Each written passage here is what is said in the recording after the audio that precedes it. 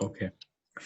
Hi, everyone. Thank you for joining us at Japan Korea Pros, JK Pros.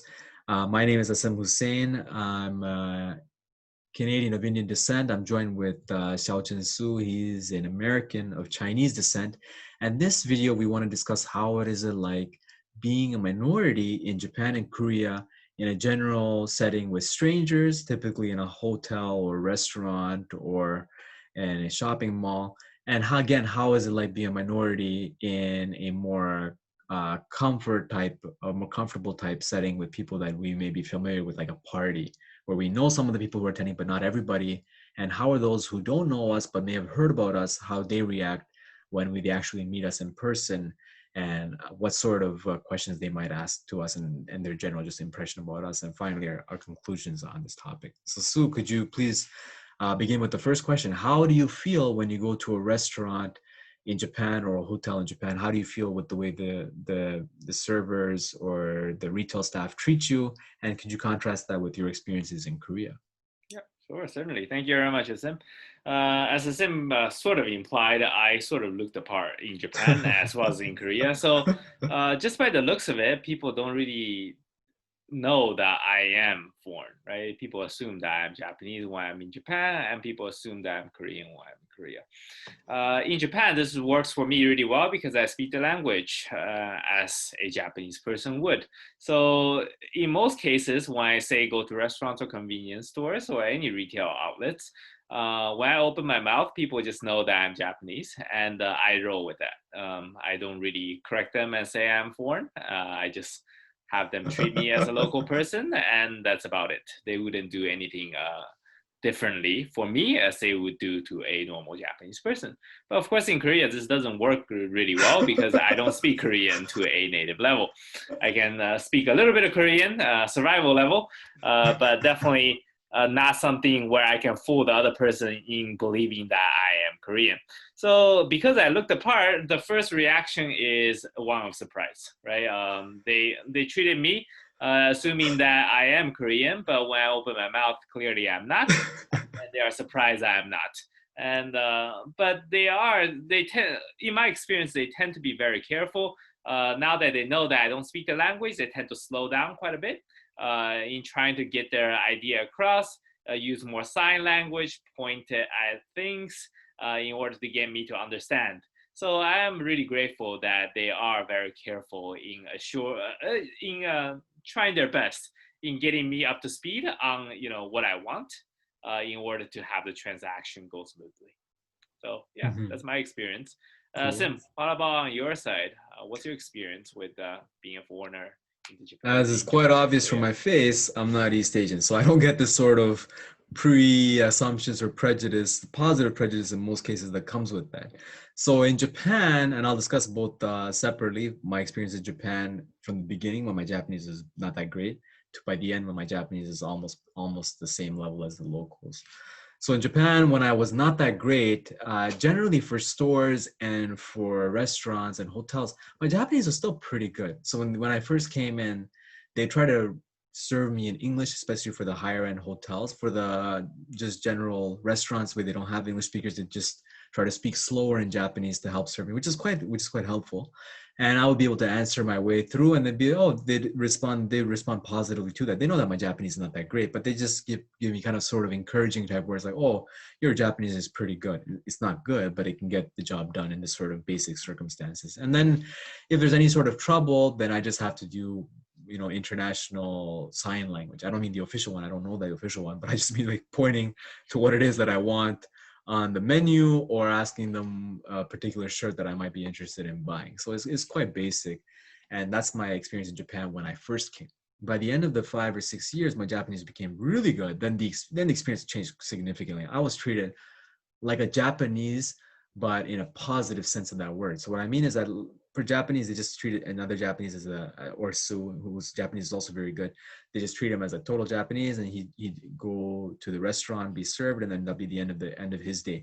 In my case, sometimes that would be the exact same experience that Sue and other Japanese would have, but also in many cases, people would show significant interest in me and my life. So they say, you speak Japanese really well. Where are you from? How long have you been in Japan? Are you married?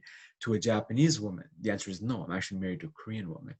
But they'd be very interested. Do you have children? There's a lot of questions. Where do you work? That Sue simply would not get if he were speaking Japanese the way that I was. So it's quite a positive experience. I never took it negatively. I really enjoy speaking with these people. Sometimes I even exchanged contact information with these people. So that's my experience in Japan. In Korea, the experience is like how it was in Japan when I first started, with a bit of caveats. So in Korea, the one thing that I appreciate about Korea is that it's just so straightforward. So in Japan, a lot of people go by the book, particularly in convenience stores. They don't know how to adjust their Japanese, because the convenience store would tell them that you have to say these exact phrases and don't say anything else. And so they'd see a foreigner and they'd say the same very difficult keigo, which is konbini keigo, like on a fake keigo, like fake formal Japanese only used in convenience stores. And they wouldn't dumb it down for somebody like me who clearly has no idea what they're asking me. And they just keep repeating that phrase until I kind of figure out, or I kind of just shy away and leave the store. In Korea, there's no such instance of that happening. In Korea, typically the guy in a convenience store or in a restaurant would actually try to speak to me in English and just end the awkwardness right there. And he'd put the burden on himself and say, sir, do you want this? Or in broken English. And I really appreciate it because my Korean is worse than his English at the very beginning.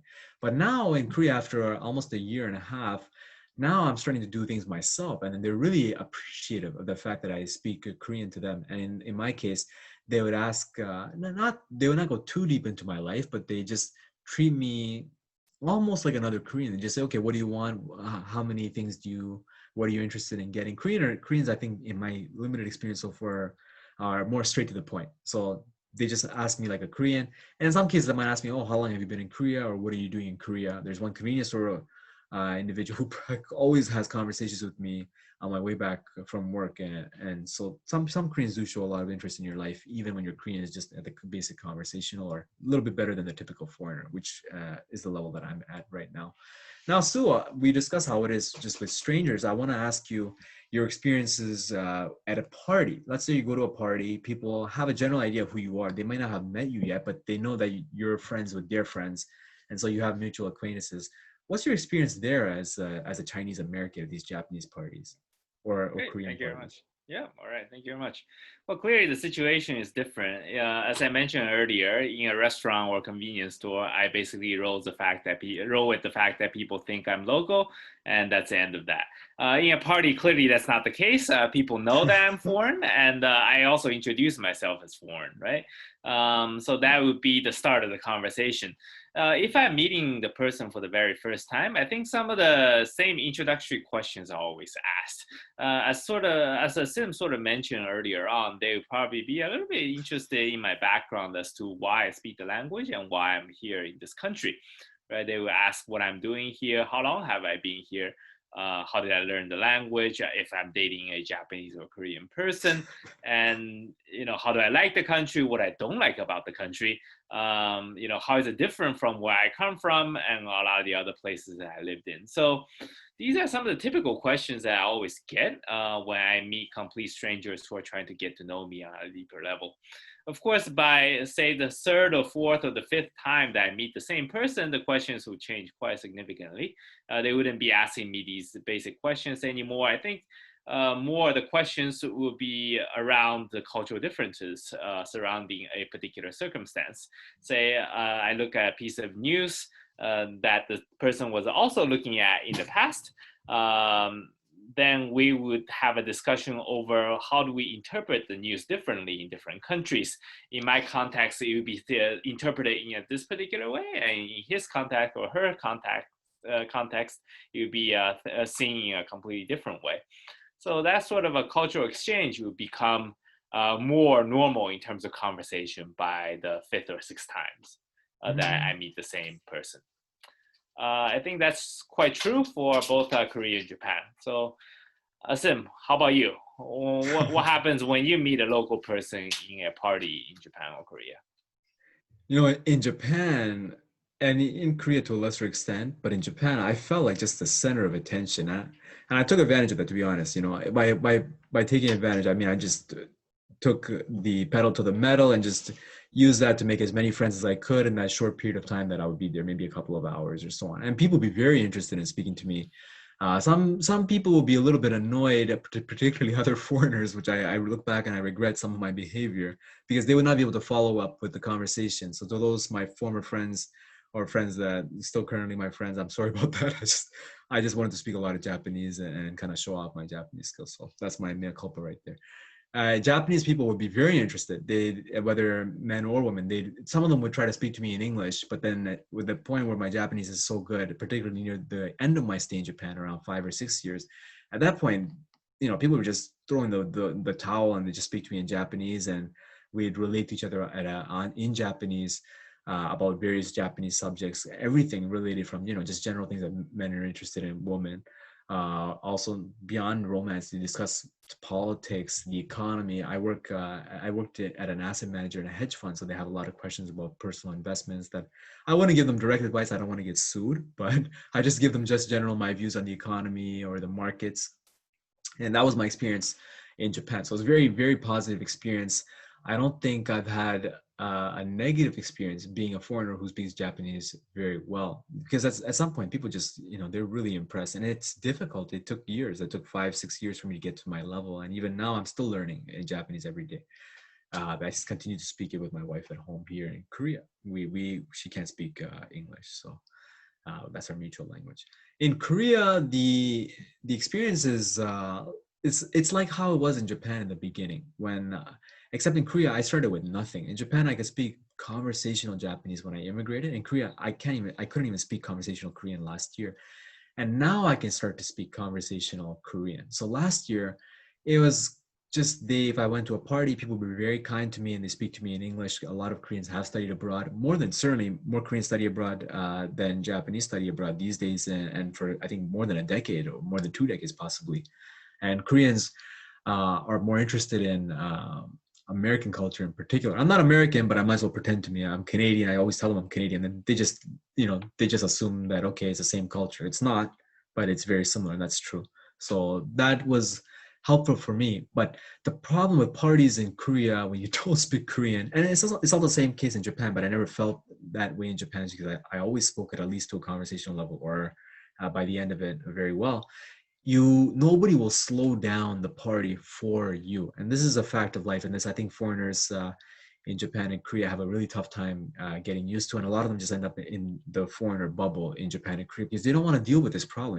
You go to a party, you're surrounded by interesting people, maybe there's girls there that you like if you're a guy, or the opposite, and suddenly everybody's speaking in rapid fire Japanese, they're making jokes in Korean, and you're left out because you have no idea what's happening, and this disheartens a lot of people. In the beginning it was disheartening for me too, but as my Korean started improving and I can make jokes in Korean now things are getting a lot better in terms of social events and stuff.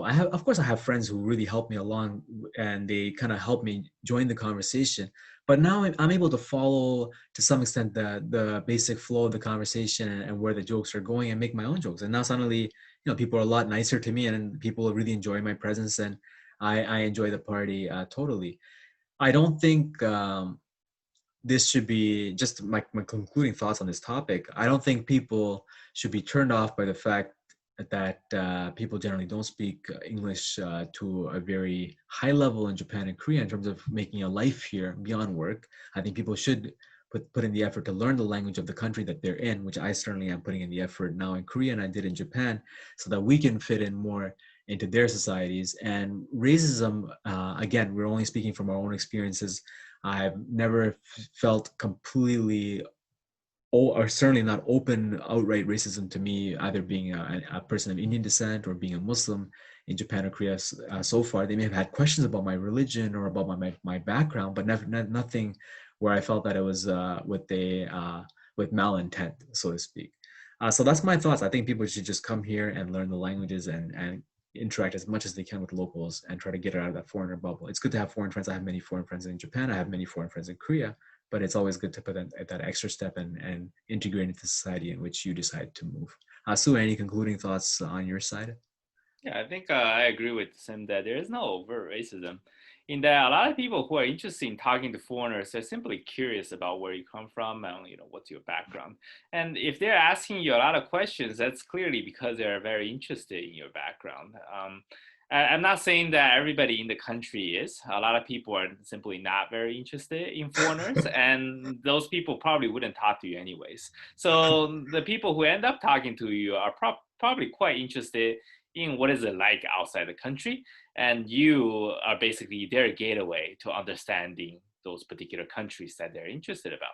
So please take advantage of those situations so that you have more cultural exchanges, in a genuine way.